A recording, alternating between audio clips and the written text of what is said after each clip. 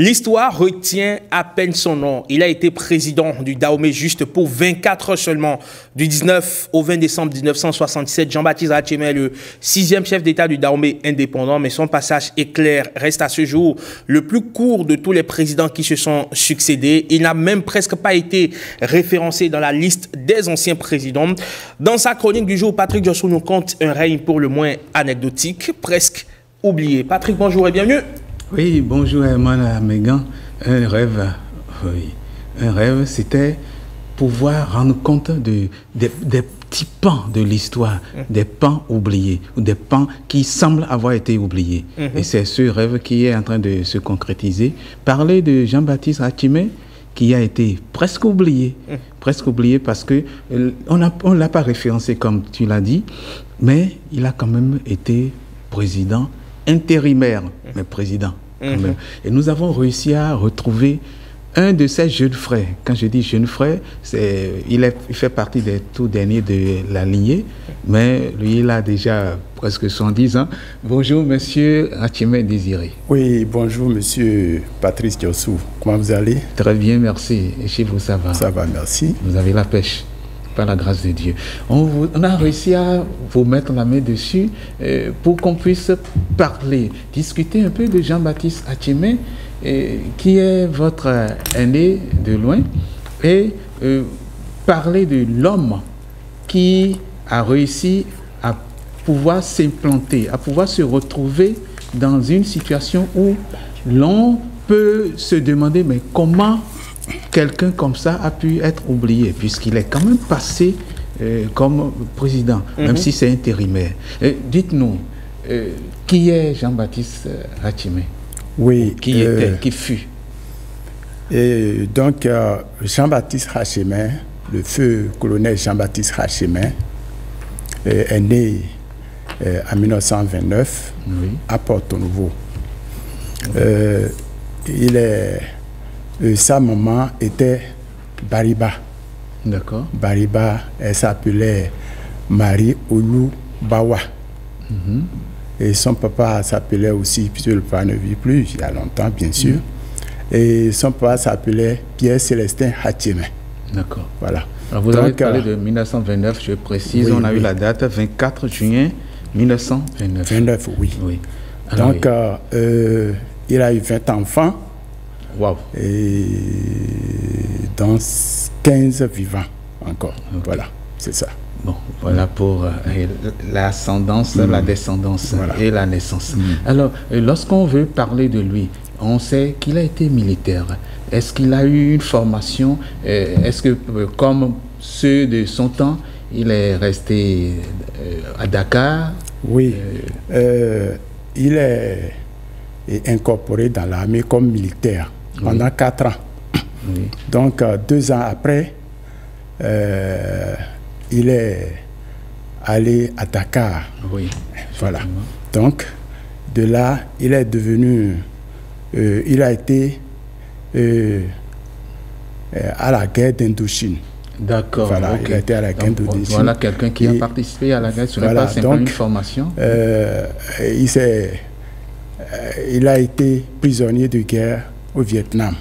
Waouh. Voilà. Donc, il est allé à l'école des officiers en France. Oui. Et donc... et il a été dit qu'après l'école, il avait la possibilité de rester en France pour continuer. Oui, donc il a préféré rester chez lui, il a préféré rejoindre le Bénin parce que, bon, il a voulu être patriote, quoi. Voilà, donc il a voulu servir, il a préféré servir dans son pays. C'est pour cela qu'il est retourné au Bénin. Donc, il est revenu. Donc, quand il a été prisonnier, il a fait 6 mois en prison au Vietnam avant qu'on ne le libère. D'accord. Voilà. Alors, il est revenu, disons, la période de l'indépendance du Dahomey, devenu Bénin après. Et il est entré dans l'armée, il est resté dans l'armée. Il est toujours resté dans l'armée. Donc, il a été...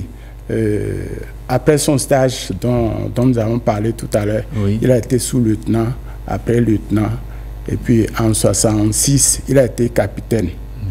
Bon, donc Après, il a été sous-lieutenant. Oui. Il a été lieutenant-colonel. Il a été lieutenant-colonel et puis colonel. Oui. Voilà. Et c'est quand il était colonel qu'il y a eu le coup d'État? Non, il y a eu le coup d'État en 67. D'accord. Donc, il y a eu plusieurs coups d'État quand même. Qui se sont succédés. Voilà. Après, le coup d'État du général Soglo, oui. Il a eu d'autres coups d'État. Donc, et lui, il y a eu d'autres coups d'État et c'est le colonel Kouandouté qui devrait être président. Oui. Donc, lui, il a été intérimaire pendant 3 jours. D'accord. Il a été intérimaire pendant 3 jours. Pas 24 heures, 3 voilà. jours. Le temps que le colonel Kouandouté ne vienne au pouvoir. Voilà. Donc, c'est comme ça qu'il a été président. Oui. Alors, j'explique aux téléspectateurs, en ce temps-là, il y avait des passations d'armes, voilà. D'accord. Et le général Soglo il avait fait un coup d'État. Mais au milieu de l'armée, certains officiers n'étaient pas d'accord par rapport à sa gestion. Et ils l'ont destitué. Oui, donc c'est sa destitution, j'y arrive, faite par un coup d'État du colonel Kouandouté. Par les officiers. Voilà, que lui, il a été intérimaire. Oui. Et quand il a été intérimaire, après c'est le colonel Kouandouté qui a pris le pouvoir. D'accord. Voilà. Donc c'est cet intérim qui fait de lui un ancien président de la République du Dahomey. Oui. Voilà. Mais ça a été oublié. Voilà. Ça a été oublié. Ça n'a pas été pris en compte. Oui. Ça n'a pas été pris en compte. Oui. Mais pourquoi est-ce que c'est parce que l'homme il était effacé ou non, il n'a pas voulu se faire voir. Il n'a pas voulu se montrer. D'accord. Voilà. Donc il a toujours servi un peu en cachette, quoi. Voilà. Il se montrait pas trop. D'accord. C'est un homme d'action, mais qui restait sous couvert, qui ne voulait pas se montrer. Ça. Oui. Alors, et après, est-ce qu'il y a eu des actions qu'on peut retenir de lui? Pendant qu'il était en France, est-ce qu'il n'y a pas eu je dirais des distinctions, quelque chose de ce genre? Dans l'armée, il a eu plusieurs distinctions. Il y a eu des décorations. Il a eu plusieurs décorations que nous avons connues. D'accord. Voilà, oui. Il y a eu des décorations, il y a eu des distinctions dans l'armée. Et après, il s'est pratiquement retiré de la vie politique. De toute façon, il n'était pas un homme politique. Non, mais en 1973, il a été emprisonné ici encore au Bénin. Ah, et quand la révolution est arrivée, on l'a soupçonné aussi de ceux-là qui voulaient faire coup d'État. Donc, il a été emprisonné. Réactionnaire. C'était réactionnaire. Donc, c'était au temps où on avait parlé d'aller. Et il a été emprisonné avec le colonel Allé et d'autres officiers encore. Oui. Voilà. Donc, mais après, il fut libéré. Il est libéré en 1984. Oui. En 1984, il est libéré. D'accord. Et c'est de là qu'il a été réintégré dans l'armée. D'accord. Voilà. Mais disons, 14 ans après, en 1998, il a rejoint les Vêpres.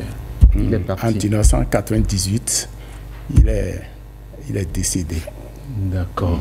C'est ça. Donc, on retient que il a été prisonnier de guerre hors de son pays. Il a été prisonnier. Et il est revenu au pays. Il a été prisonnier. Il a travaillé pendant longtemps. Dans l'armée, en tant qu'officier. Oui. Et c'est après qu'il a été encore prisonnier. Oui. Voilà. Pendant la Révolution, en 1973. D'accord. Prisonnier dans son propre pays. Donc voilà le parcours de l'homme.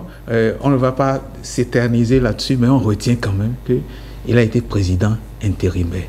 Et comme son jeune frère le dit, bon, excusez l'expression jeune frère. Non, je suis l'un des jeunes frères. Oui. Je suis parmi les derniers quand même. C'est factuel. Oui, voilà.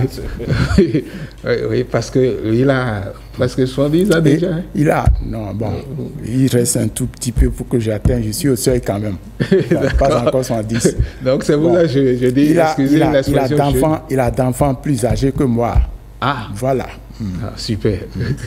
Donc, alors, on retient que lorsqu'il a été président intérimaire, il est passé, mais il n'a pas voulu revendiquer comme certains l'ont revendiqué après. Et donc, il est parti tranquille dans sa discrétion. Je crois que c'est en 1998 que vous l'avez dit, oui, le 3 mai. Le 3 mai. Le 3 mai 1998 qu'il est décédé. Il est décédé. Voilà. Donc, Jean-Baptiste Atchémé fut aussi président de la République du Dahomey. C'est ce que nous retenons. Merci beaucoup à vous, Patrick Diosso, pour cette histoire qui n'est pas très connue de tous ou qui n'est pas connue de beaucoup de personnes. Ça nous permet en tout cas de dénicher, on va dire, ces pans de l'histoire du Bénin et qui échappe à beaucoup de personnes. Et vous disiez tantôt qu'il est décédé le 3 mai 1998. Le 3 mai pour les médias est un jour important parce que c'est la journée internationale pour la liberté de presse. Et pour qu'il y ait liberté de presse, forcément, il faut qu'il y ait une presse professionnelle, une presse qui, on va dire, qui satisfait aux exigences de l'éthique et de la déontologie. Et c'est d'ailleurs pour ça que l'ODEM, dont vous faites partie, l'Observatoire de la déontologie et de l'éthique dans les médias, a tenu à revoir ces tests qui régissent donc le métier. Il s'agit de 33 articles dont nous allons parler tout à l'heure, 25 devoirs et 8 droits.